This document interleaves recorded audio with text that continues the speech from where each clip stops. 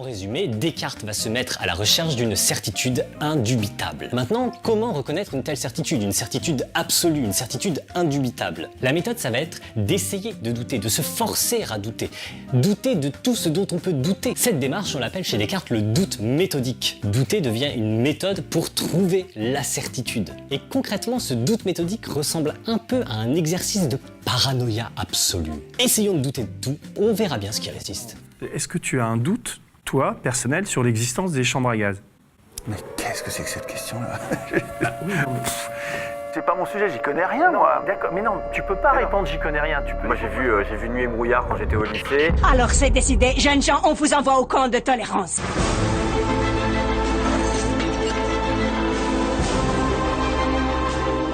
Bienvenue au camp de tolérance. Sale juif, c'est pas un folklore. Sale noir, c'est pas un folklore. Et sale PD, c'est pas un folklore. Pour nous, il n'y a pas d'ambiguïté quand on utilise l'injure PD pour désigner l'adversaire, pour dénigrer l'adversaire. Il y a de l'injure homophobe, bam, on arrête le match.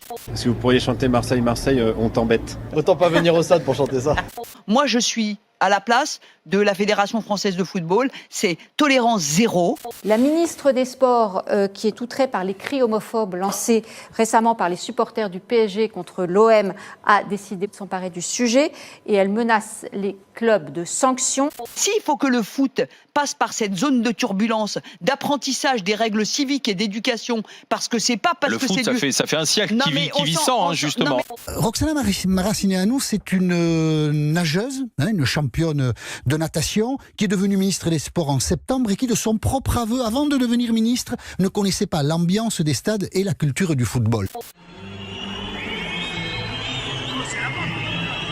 Quand son visage est apparu sur les écrans géants, une partie des 10 000 spectateurs, vous l'entendez, s'est déchaînée contre la première dame. C'est finalement Muriel Robin, la comédienne, qui a donné le coup d'envoi. Symbolique. Dans la culture foot, parce que c'est une culture foot. C'est une identité. Si tu compares avec le rugby, ou même pire, si tu leur parles des sports US, mais ils te crachent à la gueule. C'est tout ce qu'ils détestent. Pour eux, c'est le dernier bastion, comment dire, c'est le dernier exutoire. Dernier exutoire. Ah oui, c'est ça. Anti-politiquement correct. Petit spectacle aseptisé. Exactement. On ne peut pas admettre ce type d'argumentaire dans la mesure où ça, c'est exactement ce qu'on nous dit dans tous les milieux pour faire exception à la lutte contre l'homophobie. Je vais vous expliquer. J'ai mon frère qui est homosexuel. Donc en fait, il est supporter également de Lens. Et donc en fait, moi, ça est arrivé à mon frère de dire dans le stade PD, alors qu'il l'est lui-même. Et donc, en fait, il va pas se traiter lui-même. En fait, c'est une insulte. C'est une insulte au-delà de l'homophobie, parce que je vois pas en cul très bien, mais enfin, je vois pas. La Ligue en cul. Oui, la Ligue en cul. Ouais, mais je vois pas. Pardon, j'emploie le mot. Excusez-moi. Oui, bon, mais c'est un mot qui est dans le dictionnaire. Et il n'y a rien d'homophobe là-dedans. Moi, je considère qu'il n'y a rien d'homophobe là-dedans. On va aller voir. On va tous, comme je disais au standard, on va tous se peindre en rose, on va tous être des bisounours et on va tous embrasser et le monde sera magnifique. Excusez-moi, mais le fameux OI sans cul sur un dégagement de gardien de but, est-ce qu'on doit le considérer comme homophobe ou pas? Alors déjà, c'est vrai que ça disparaît de plus en plus. J'ai eu l'occasion de le vérifier, d'en discuter. C'est quelque chose qui disparaît et heureusement de plus en plus. Après, il y a un débat qui pour moi est très secondaire sur le fait de savoir si le terme enculé est homophobe ou pas, parce que ce n'est pas exclusivement une pratique qui est réservée aux homosexuels. Bon, voilà, on est vraiment dans les détails. On est dans les grands débats philosophiques. Bon,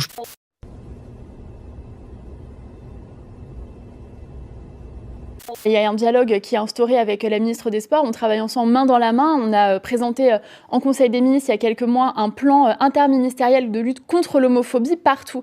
Et notre message justement, c'est de dire que ça ne sert à rien de faire de la prévention contre l'homophobie dans les écoles comme on le fait avec Jean-Michel Blanquer si derrière dans les stades vous avez une banalisation des propos homophobes. Vous êtes ici parce que vous ne tolérez pas que l'on soit différent. Et nous vous obligerons à devenir tolérant envers tout le monde.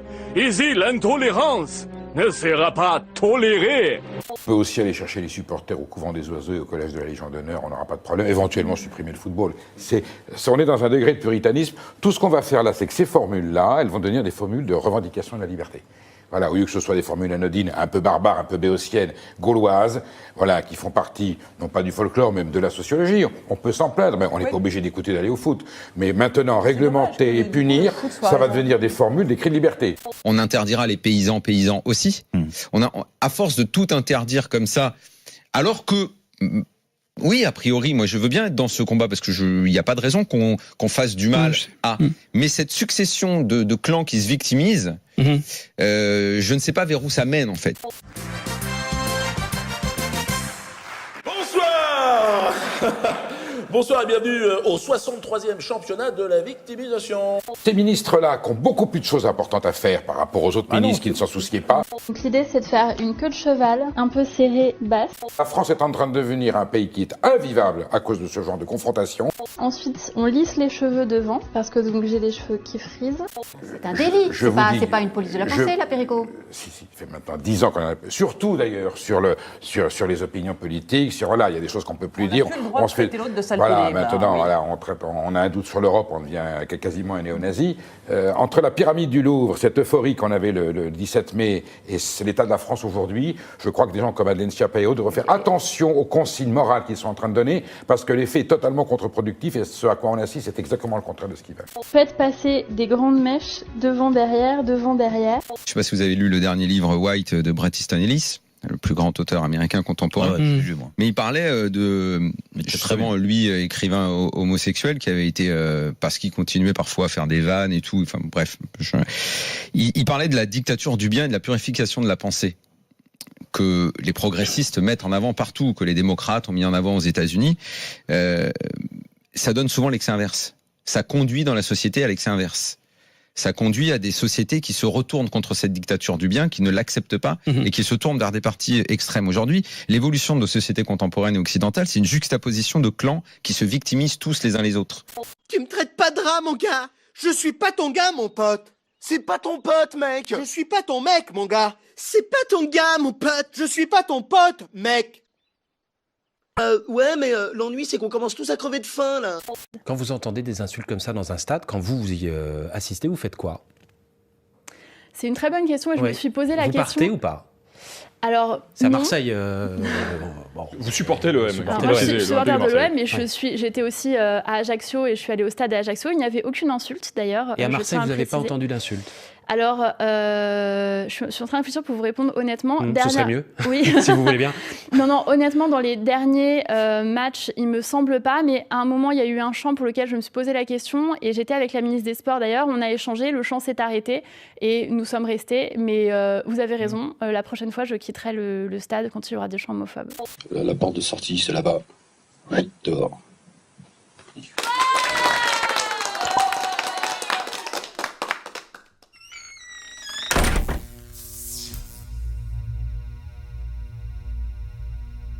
L'approche de Descartes est assez particulière en ceci qu'il pose une exigence de certitude absolue. Descartes est vraiment obsédé par la certitude. Et puis, Papa, je t'en prie, on a tous compris le principe, mais tu crois pas que tu vas un peu trop loin? Dans le monde d'aujourd'hui, c'est une nécessité, Stan. Tu peux plus agir de manière nuancée ou subtile, sinon les autres diront « Ouais, mais non, mais ça sert à rien !» Francis Manman? Alors, comment ça va, pauvre de homophobe.